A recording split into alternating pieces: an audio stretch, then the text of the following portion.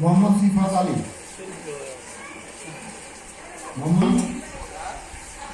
তাকে প্রতিবন্ধী সেবা ও সাহায্য কেন্দ্র থেকে অনুদান। আইভি আক্তার আকিকে একটি হুইল চেয়ার অনুদান স্বরূপ দেওয়া হলো।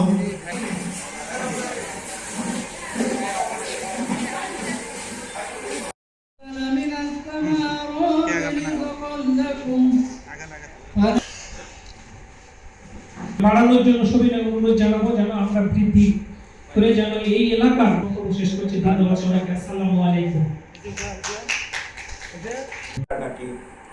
আরো বেশি গুরুত্ব দিয়ে সমাজের দারিদ্রতা দূরীকরণ, কারণ ইসলাম তো বলছে সামনের জন্য, এবং এই যাকাতটা হচ্ছে অন্য মানুষের হক যেটা আমার কাছে আছে, এই হক সঠিকভাবে আদায় করা এটা আমার দায়িত্ব, এবং সেই জিনিসটা যাতে আমরা সঠিকভাবে করতে পারি সেজন্য আমরা সরকারের পক্ষ থেকে আমাদের উদ্যোগ আছে। আপনারা আমাদের জন্য, আমাদের সরকারের বয়স মাত্র 26 দিন আজকে, এর মাঝেই বর্তমান সরকার তার নির্বাচনী যে ওয়াদা সেগুলো আপনারা দেখেছেন।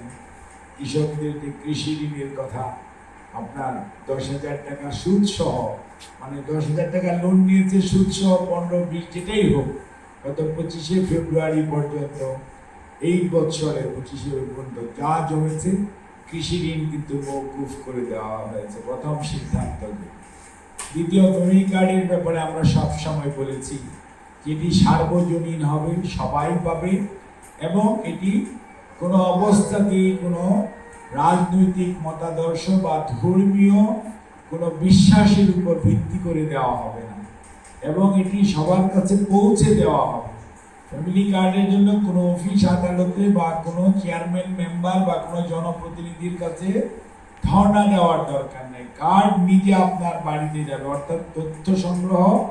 এবং এটি আমাদের সরকারি উপজেলা পর্যায়ে যে কর্মকর্তারা আছেন এবং আমাদের ইউনিয়ন পর্যায়ে কর্মরত কর্মকর্তারা আছেন, এবং ইউনিয়নের লেভেলে ওয়ার্ড, ইউনিয়নের নিচে ওয়ার্ড লেভেলেও কিন্তু স্বাস্থ্যের আছে, কৃষির আছে, ফ্যামিলি প্ল্যানিং এর আছে, পরিবার কল্যাণের আছে, এবং সমাজ কল্যাণেরও কোনো কোনো জায়গায় ইউনিয়ন পর্যায়ে ইউনিয়ন সমাজ কর্মী আছে, এবং আমাদের আপনার আনসার ভিডিপির একদম গ্রাম পর্যায়ে তাদের আমাদের সদস্যরা আছে। একসাথে সব মসজিদ করা সম্ভব না, প্রত্যেক ইউনিয়ন আপনার এখানে মসজিদ চুজ করা হয়েছে, মন্দির এবং গির্জা আপনার প্রশাসনের সহযোগিতায়, আপনার ইউএনও সাহেবদের সহযোগিতায় এগুলো বাছাই করা হয়েছে সারা বাংলাদেশে, এবং আজকে থেকে ওনারা অলরেডি পাওয়া শুরু করেছে বা পেয়ে গেছে।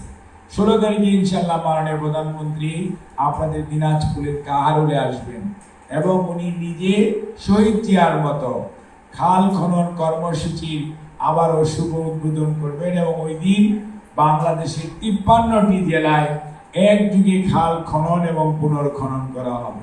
সেখানে কিছুটা স্বেচ্ছাশ্রমের ভিতর মাধ্যমে, কিছুটা খাদ্যের বিনিময়ে বা অর্থের বিনিময়ে খাল খননের যে কর্মসূচিটা যৌথভাবে পুরো খাল কর্মসূচিটা গ্রহণ করা হবে।